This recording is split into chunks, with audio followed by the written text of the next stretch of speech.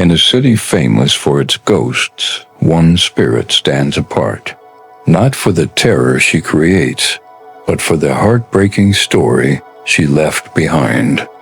They say that in the heart of Savannah's most famous cemetery, the ghost of a little girl named Gracie Watson still plays among the tombstones, forever 6 years old. But is this just a legend born from a city's shared grief? Or is a child spirit truly lingering in the place she was laid to rest, unwilling or unable to move on? We decided to find out for ourselves. There are few places in America as hauntingly beautiful as Bonaventure Cemetery.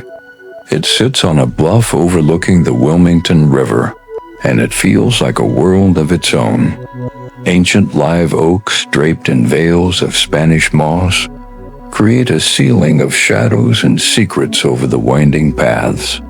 It feels less like a graveyard and more like a forgotten garden, a place where the seriousness of death mixes with an almost overwhelming sense of peace.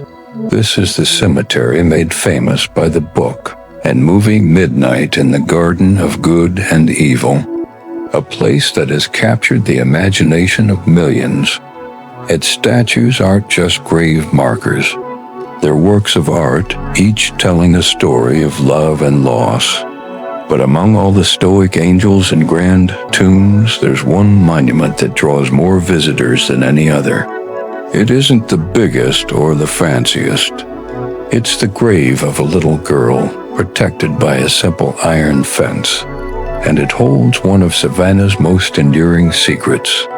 Her story is one that refuses to stay buried. So to understand the ghost, you first have to understand the girl. Gracie Watson was born in 1883. Her father, W.J. Watson, managed a prestigious Pulaski house, one of Savannah's finest hotels right on Johnson Square. In an era known for being a bit stuffy and formal, little Gracie was a ray of pure sunshine. She was a beautiful, charming kid, and since she had free run of the hotel, she became a favorite of both the guests and the staff. She was basically the unofficial greeter. Visitors would be welcomed by the sight of a delightful little girl with a huge smile, ready to sing a song or do a little dance. She played in the grand lobby and under the stairwells, and her laughter echoed through the halls. She wasn't just the manager's daughter. She was Savannah's daughter. The whole city adored her and watched her grow. She was the vibrant, beating heart of the community. Then came 1889. As the city was getting ready for Easter, a terrible quiet fell over the normally bustling Pulaski Hotel. Little Gracie had come down with pneumonia. In a time before modern medicine, that diagnosis was basically a death sentence. The Grand Hotel, which had so often been a place of celebration, now held its breath, hosting a family tragedy in slow motion. Just 2 days before Easter Sunday, Gracie Watson died.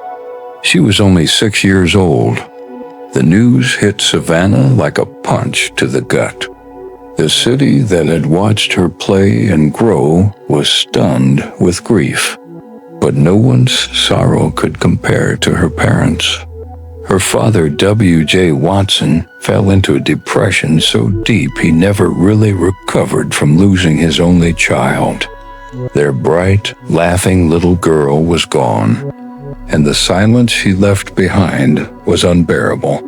A year after Gracie's death, her still grieving father did the only thing he could think of to make sure his daughter was never forgotten. He hired a sculptor named John Walls, who had recently moved to Savannah, to create a monument for her grave.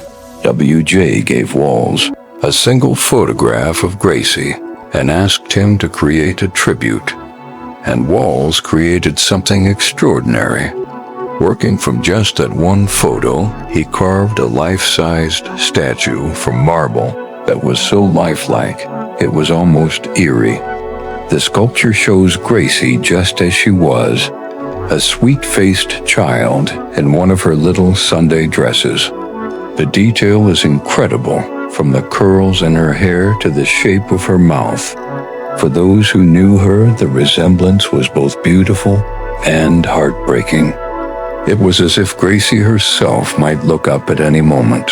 The statue was placed at her grave in Bonaventure Cemetery, a permanent reminder of a life cut tragically short.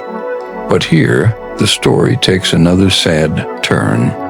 Overwhelmed by their loss, Gracie's parents eventually left Savannah and moved back to their old homes in the Northeast. After they died years later, they were buried in different cemeteries up north, far from their daughter and from each other. Little Gracie was left all alone in her grave in Savannah, watched over only by her silent stone twin. Maybe it's this feeling of abandonment that gave birth to the legend. Left alone in that sprawling cemetery, Gracie's tragedy slowly turned into a ghost story. Her grave, already a point of interest because of the beautiful statue, became a sort of pilgrimage site. Visitors, moved by her story, started leaving gifts, small toys, coins, and flowers at the foot of the statue, as if to comfort the lonely child in the afterlife. And with these offerings, the whispers started. A chilling legend began to spread. If anyone dares to steal one of the toys left for Gracie, her statue will weep tears of blood. While no one has ever proven such a gruesome thing happened, the story sticks around a dark warning to respect the child's gifts. Other strange tales popped up too. Some say that if you put a coin in the statue's hand and walk around it 3 times, the coin will be gone when you get back. Cemetery workers and tour guides have even reported finding the toys rearranged overnight, as if Gracie herself had been playing with them when no one was watching. The legends about the statue are one thing, but the eyewitness accounts of her ghost are something else entirely. For over 100 years, people have claimed to see the spirit of Gracie Watson, not just at her grave, but all over the city she once charmed. In the quiet, moss-draped paths of Bonaventure Cemetery, visitors report the most common sighting: a little girl in a white dress, skipping among the tombstones, who vanishes into thin air when they get too close.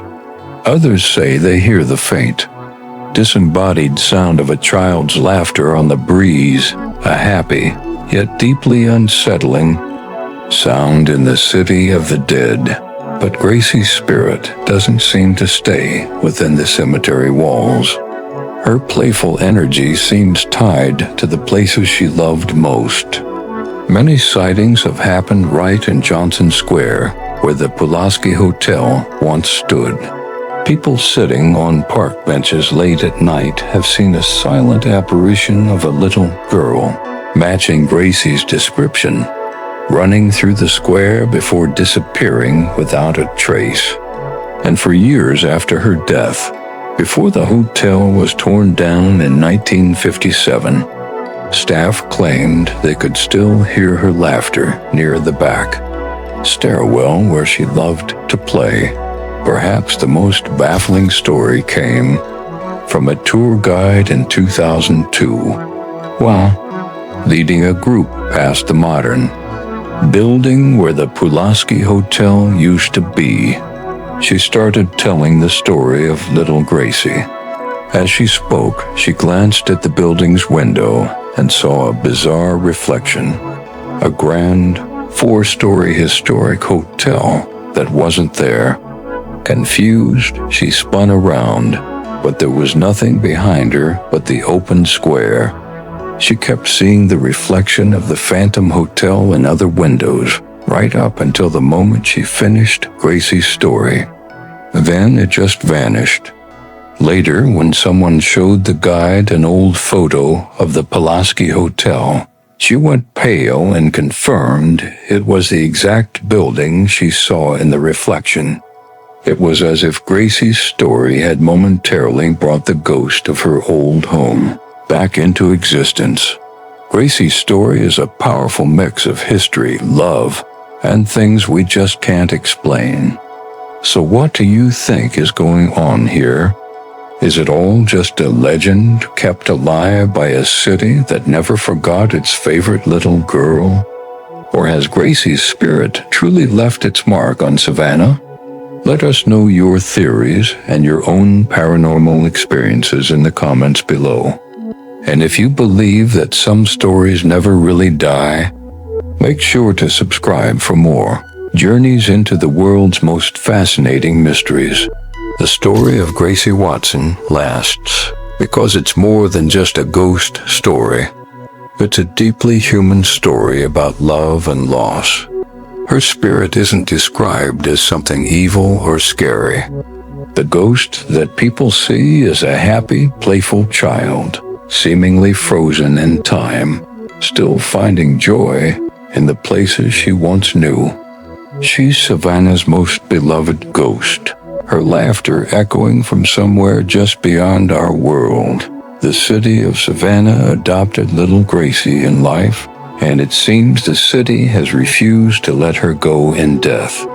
Her parents may have left her, but an entire community has stepped in to watch over her, leaving gifts and telling her story to make sure she is never truly alone. And so the question hangs in the humid Savannah air, as real as the Spanish moss in the trees. Is the statue in Bonaventure Cemetery the only thing keeping Gracie's memory alive? Or is the ghost of that little girl in the white dress still playing, still laughing, and still haunting an entire city with her sweet, eternal presence?